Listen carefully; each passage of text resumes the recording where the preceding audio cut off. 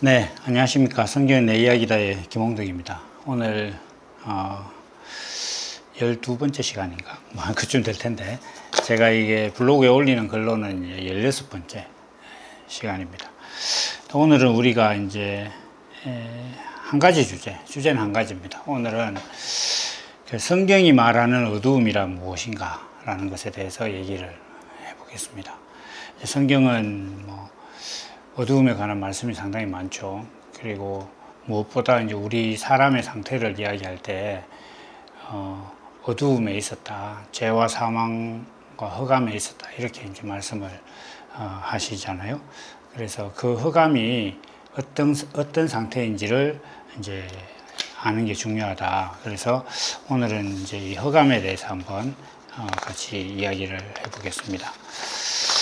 이 흑암을 이야기하는 것은 이 재앙, 10가지 재앙 중에 이제 이게 9번째 재앙이죠. 9번째 재앙이라서 시작을 같이 한번 보겠습니다. 이제 마지막에 재앙은 이렇게 온 세상이 캄캄해지는 거 하나 하고, 그 다음에 이제 장자의 죽음, 이렇게 해서 재앙은 끝나고, 그 이후에 이제, 하나님께서 계획하신 대로 이스라엘 백성들이 출애굽을 하게 됩니다. 그래서 이 재앙 자체로만 보면은 애굽 땅에 이제 빛이 없어져서 서로 사람을 마주 볼 수 없을 정도로 인식하고 앞에 있는 것도 바로 볼 수 없을 정도로 이제 깜깜해졌다 이렇게 얘기를 하고 있습니다. 그러나 누누이 계속 말씀드리는 바와 같이 이건 세상이 캄캄해지는 그런 것을 말씀하시는 게 아닙니다. 다시 이야기해서 하나님께서 내가 마음만 먹으면 세상 캄캄하게 만들고 너희가 생활하는데 아무것도 보지 못하게 한 능력이 있다, 이런 거 보여주시려고 하시는 건 아니고, 하나님께서 하시고자 하시는 것은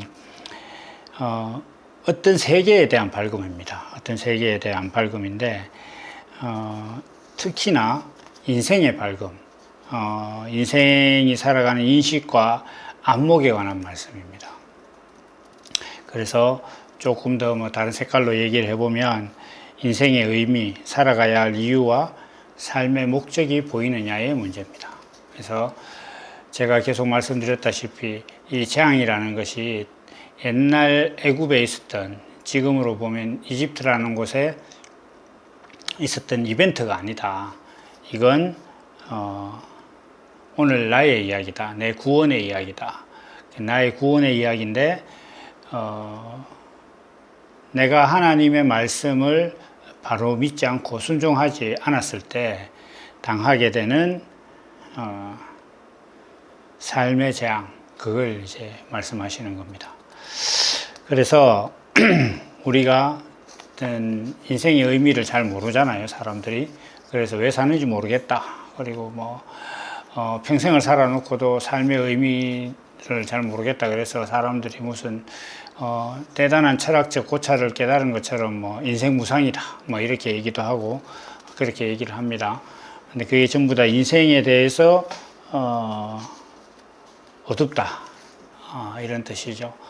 그래서 우리가 이러한 인생에 대한 어두움을 깊이 느끼지 않으면은 사실은 구원에 대해서 사람이 생각하지 않습니다. 그러니까 뭔가를 자기가 바닥까지 봐야 거기를 벗어나오는 것이 일반적이죠. 그래서 내가 인생의 목적을 정말 모르겠다, 그런 그 깊은 고뇌로 인해서 정말 죽을 만큼 한번 힘들어 봐야 어쩌면 구원이 있을 수도 있습니다. 그저 세상 사는 그런 어려움을 하나님께 구했더니 하나님께서 도움을 주시고 사업을 잘 되게 해주시고 하는 그 정도의 개념을 가지고 뭔가 해결이 되지는 않을 것입니다. 이 흑암에 대해서 사실은 성경은 시작할 때부터 이야기를 해요. 창세기 시작할 때 태초에 하나님이 천지를 창조하시니라라는 말씀 바로 다음에 땅이 혼돈하고 공허하며 흑암이 깊음 위에 있고 하나님의 신은 수면에 운행하시니라 이렇게 되어 있는데 여기서 재밌는 게 있습니다. 지금 그 하나님의 천지 창조가 시작도 되기 전인데 창세기를 기록한 그 저자는 뭐라고 표현을 하고 있느냐 하면 땅이 혼돈하고 이렇게 얘기를 하고 있어요. 아직 세상이 창조되지도 않았는데 땅이 혼돈하고 있다. 그리고 흑암이 깊음 위에 있다. 흑암이 아주 깊다. 이렇게 얘기를 하고 있습니다. 그러니까 이게 하나님께서 사람을 보는 관점이에요. 하나님이 사람을 만드신 목적, 인생을 살아야 하는 이유, 의미에 대해서 모르는 그 사람들은 땅은 사람이니까 사람이 굉장히 혼돈스럽고 어둡다. 이렇게 얘기를 합니다. 그래서 예수님이 이 땅에 오신 걸 두고 뭐라고 하냐면 빛이 어두움에 비쳤다. 이렇게 이제 요한복음 1장 4절 5절에 이렇게 되어 있습니다. 그 안에 생명이 있었으니 이 생명은 사람들의 빛이라. 빛이 어두움에 비치되 어두움이 깨닫지 못하더라. 이렇게 말씀하고 있습니다. 그러니까 하나님의 세계가 열리는 게 천지창조고 하나님의 세계 안에서 사는 게 구원이에요. 그러면 하나님의 세계 안에서 산다는 것 자체는 하나님께서 사람을 창조한 목적대로 사람이 사는 겁니다. 근데 그 목적대로 살지 않는 것은 뭐다? 다 어두움이에요. 그 어두움인데 그 어두움이 있는 어두움 속에서 살고 있는 사람들에게 빛이 비쳤는데 그게 뭐냐? 누구냐? 어떤 빛이냐? 예수 그리스도라. 이렇게 이제 하나님께서 말씀을 하고 있는 거죠. 그래서 여기까지를 정리를 한번 해보면 하나님을 알지 못하는 사람의 상태가 죄와 사망과 어두움이다. 이렇게 성경은 말씀을 하고 있는 겁니다. 그래서 하나님을 사람들 다 안다고 해요. 뭐 성경에 보면 하나님 안 나오나, 뭐 사람들이 뭐 예수 믿고 안 믿고 간에 갑자기 막 죽을 위기를 넘길 때는 갑자기 아이고 하나님 뭐 이런 식으로 부르듯이 하나님에 대해서 개념은 알고 있어요. 자기들도 다 알고 있는데 그것을 안다고 하는 건 아니에요. 성경에서는 이렇게 왜 예수님의 모친 마리아에게 천사가 나타났을 때 천사가 나타나서 너가 아들을 낳을 것이다 이렇게 얘기했을 때 마리아가 뭐라고 하냐면 내가 사내를 알지 못한다 이렇게 얘기해요. 마리아가 남자를 몰랐겠습니까? 그건 남자를 체험하지 못했다. 남자랑 아직 부부가 되지 않았다 이런 뜻이란 말이에요. 그럼 성경이 말하는 안다는 건 이런 거예요. 내가 하나님을 안다 이렇게 얘기할 때는 하나님의 성품이 내 안에 들어와서 내가 하나님이 원하시는 그 삶이 뭔지를 알고 내가 그렇게 살아가고 있다. 이렇게 되었을 때 그걸 하나님을 안다고 하는 거예요. 그러니까 그 지경이 아니라면 하나님을 아는 것이 아닙니다. 그래서 그러한 지경에 이르기 전인 상태를 전부 다 뭐라고 하냐면 죄와 사망과 어두움이다. 이렇게 얘기하는 거예요. 그러니까 출애굽을 하기 전, 구원을 받기 전에 이런 심각한 어두움, 자기가 여기서는 정말 아무것도 분간할 수 없다. 내 앞에 있는 사람도 막 분간할 수 없어서 부딪히고, 이 정도의 어떤 괴로운 상태다라는 것을 자기가 인지를 하고, 나 여기서 벗어나야겠다라고 생각하지 않는 사람에게 구원이 있을 수는 없는 겁니다. 우리가 이제 뭐 좀 부가적으로 또 한번 보면, 우리가 이제 살아가면서 뭐 문맹, 큰맹 뭐 이런 말 하잖아요. 이건 이제 단어가 아니고 개념이에요, 개념. 그러니까 컴퓨터에 대해서 잘 모르면 큰맹인 거예요. 그러니까 이게 아까 제가 마리아가 사내를 알지 못하네 하는 것과 사실은 이제 같은 개념입니다. 그래서 우리가 어둡다라고 이야기하는 것 자체는 개념과 인식이 없는 거예요. 그래서 저는 그렇게 봅니다. 하나님께서 천지를 창조하실 때에 빛이 있으라 이렇게 제일 처음 말씀하셨잖아요. 그럼 그 빛이 있으라 이렇게 하셨다는 것 자체는 어떤 인식이 있으라, 이렇게 하나님에 대한 개념이 열려라 뭐 이런 뜻입니다. 그러니까 하나님을 바로 인식하기 시작할 때 세상이 시작되는 거예요. 그 사람 안에서. 이 사람이 물리적으로 의학적으로 살아있다는 건 하나님 앞에 별로 의미가 없습니다. 하나님은 그런 사람들에 대해서 사망 가운데 있다 이렇게 얘기해요. 죽어 있다는 거죠. 그건 뭐냐 하면은 우리가 이제 제가 어제도 뭐 휴대폰을 좀 고치려고 고치는 수리센터 갔더니 거기 뭐 휴대폰 뭐 엄청 많습니다. 막 고장나고. 그거 다 죽은 거예요. 형체 멀쩡해요. 형체 멀쩡한데 거기 기능이 되는 휴대폰들도 있어요. 다 고쳐져 가지고 이제 팔려고 하는 그런 휴대폰들도 있지만 그 휴대폰은 누군가가 통화를 하기 위해서 존재하는 게 휴대폰인데 아무를 위해서도 어떤 누구를 위해서도 통화를 제공하지 않기 때문에 그 죽은 휴대폰이에요. 그것처럼 사람도 하나님을 인식하고 있고 자기가 물리적으로 의학적으로 살아있다고 해도 하나님에 대한 올바른 개념과 인식이 없으면 그게 바로 죽은 겁니다. 그래서 그러한 것들을 우리가 잘 알고 이렇게 생각을 해야 되고, 그렇다고 했을 때에 구원은 반대적으로 하나님을 올바르게 인식하는 발검이다. 이렇게 이제 우리가 말씀을 드릴 수 있는 거예요. 우리가 이제 그걸 알고 하나님에 대한 생각을 이제 다시 해야 되는 겁니다. 그래서 세상에는 뭐 하나님을 믿고 뭐 이렇게 안다는 사람들이 참 많잖아요. 생각보다 우리나라의 뭐 국가 통계로 보면은 기독교인들이 거의 뭐 1,000만 가까운, 뭐 최소한 많이 잡으면 20%, 적게 잡으면 뭐 20에서 25% 정도의 사람이 기독교인이라고 통계는 냅니다. 그게 신상명세서에 종교를 기독교로 적은 사람이 이제 하나님을 아는 사람이라고 할 수가 없죠. 그리고 우리가 좀 생각을 해보면 예수님께서 좁은 문으로 들어가라 이렇게 말씀을 하셨는데, 지금 대한민국 사회나 뭐 이제 서구권 사회를 통틀어서 포함해서 지구 전체로 봤을 때도 기독교인이라고 하는 사람들이 상당히 많은데, 그 정도의 볼륨이 되는데 하나님께서 좁은 문으로 들어가라, 예수님께서 좁은 문으로 들어가라라고 말씀하셨을까? 이 정도는 한번 의심해 봐야 되지 않을까요? 그런 얘기는 아닙니다. 이게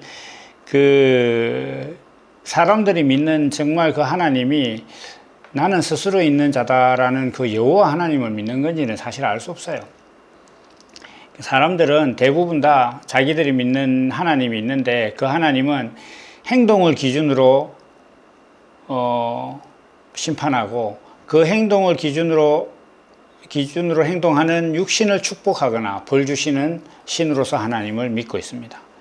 그래서 문제는 뭐냐 하면 그렇게 하나님을 잘못 알고 있는 그 자체가 어둠이라는 거예요. 그게 어둠이에요. 그게 하나님을 존재의 신으로 섬기는 것이 아니라 그저 내가 어떤 성경대로 잘 살면, 또 세상에서 착하게 도덕적으로 살면 내 육신에게 복을 주고 내 삶을 풍요롭게 하고, 그렇지 않으면 벌 주시거나 재앙을 일으켜서 사람이 뜨거 하는 마음으로 또 다시 성경을 잘 지키도록 하는 그런 뭐 놀이를 하는 하나님을 믿고 있는 거예요. 그래서 이러한 개념 자체가 하나님에 대해서 어두운 거예요.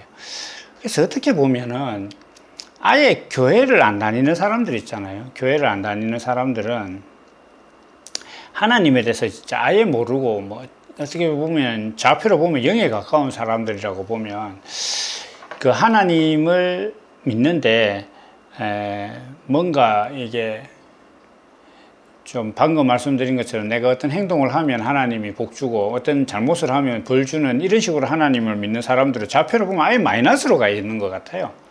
그래서 오히려 그런 사람들은 어차피 뭐 구원 못 받았다는 측면에서는 별반 다를 건 없지만은 삶이 좀 더 안타까운 거 아닌가. 왜냐하면 자기 하고 싶은, 어차피 벌 받을 삶인데 자기 하고 싶은 것도 못 하고 사니까 오히려 좀 안타깝다, 이렇게 좀 볼 수도 있습니다. 그래서 이제 오늘은 뭐 주제가 하나다 보니까 이제 뭐 다른 시간보다는 길지는 않을 것 같은데, 우리가 이 어두움에 대해서 다시 한번 잘 생각을 해봐야겠습니다. 성경이 말하는 어두움은 존재의 신을 알지 못하는 것입니다. 그러니까 존재의 신을 모른다는 것 자체는 하나님을 존재의 신으로 믿지 않는다는 것이고, 그 존재의 신이신 하나님의 말씀이 내 육신이 돼서 내가 그냥 대충 사는 것 같은데도 존재의 신이신 하나님의 성품을 표현하는 삶으로 드러나지 않는다면 그 하나님을 모르는 겁니다. 그 하나님을 모른다는 것 자체가 다시 얘기하면 어두움입니다.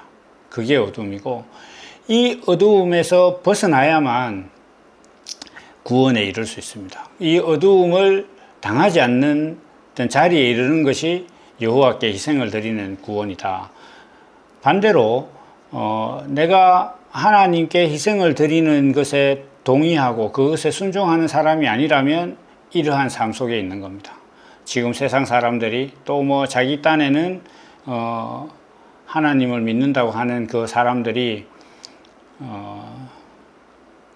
그 존재의 신을 믿는 게 아니라 하나님께 가서 뭐 돈 달라 밥 달라 이렇게 기도하고 내 기도가 이루어지도록 하기 위해서 하나님한테 잘 보이려고 성경을 지키는, 뭔가 항상 그 성경을 안 지켰을 때 일어날 수 있는 그 재앙적 상황, 원치 않는 상황에 대한 두려움을 갖고 신앙생활을 하는 그런 사람들은 다 어두움이에요. 그리고 그러한 어두움에 있다 보니까 인생이 뭔지도 모르겠고 늘 하나님의 뜻을 찾아요. 하나님의 뜻을 찾는다는 것 자체는 하나님의 뜻에 대해서 어두운 거예요. 제가 이제 어떤 컴퓨터 프로그램을 하나 이제 배워보고 싶어도 그것에 대해서 늘 몰라서 막 이렇게 되나 저렇게 되나 늘 하면 늘 어두운 거예요. 늘 어두운데 하나님의 뜻을 늘 찾고 다녀요. 기독교인들이. 왜 기독교인들이 하나님의 뜻을 찾고 다니는지 사실 좀 잘 모르겠어요. 하나님께서는 이미 사람을 만들 때 분명하게 뜻을 하나 정했고 그 뜻이 어떤 것인지 예수 그리스도라는 하나님의 아들을 이 땅에 보내서 십자가에 못 박히게 하시면서까지 보여줬는데 그렇게 선명한 뜻을 지금도 모르겠다고 하니 그걸 뭐 어떻게 해야 되겠어요, 그 설명을. 그러니까 사람들이 하나님의 뜻을 알고 싶어 하는 건 전부 다 육신의 일이 어떻게 될 것이냐에 대해서 막 그렇게 탐구를 하잖아요. 그게 어떤 하나님을 존재의 신으로 보지 않는 거예요. 그러니까 그게 어두운 거야. 그러니까 하나님의 뜻을 몰라. 그냥 맨날 뭔가 찾아. 그리고 인생이 무엇인지 몰라. 그러니까 그런 상태에 있는 거예요. 그게 바로 애굽이 받고 있는 재앙이고 구원받지 못한 사람들의 실체적인 모습이고 그게 실질적인 재앙인 것입니다. 그래서 이러한 재앙을 우리가 이제 벗어나야 한다는 것을 이 지금 9번째 재앙을 통해서 말씀을 하고 있습니다. 그래서 오늘은 이제 한 여기까지 하고 다음 시간에는 이제 장자의 죽음에 이제 들어가는데 그 장자의 죽음은 좀 재밌습니다. 재밌다고 해서는 좀 곤란하긴 한데 다른 9가지 재앙에 대해서는 뭐 이스라엘 백성들이 재앙의 피해를 안 받았잖아요. 근데 이건 어떤 구원에 대해서 뭔가 뭐 값을 치를 게 없었어요, 사실은. 근데 10가지 재앙 때는 유월절이라는 규례를 주시면서 이거 반드시 지켜라. 그렇게도 말씀을 하셨고, 또 그에 앞서서 우리가 다음 시간에는 아들은 무엇이고, 장자는 무엇인가라는 것에 대해서 같이 한번 이야기를 해보겠습니다. 그럼 오늘 여기까지 하고 다음 시간에 만나겠습니다. 감사합니다.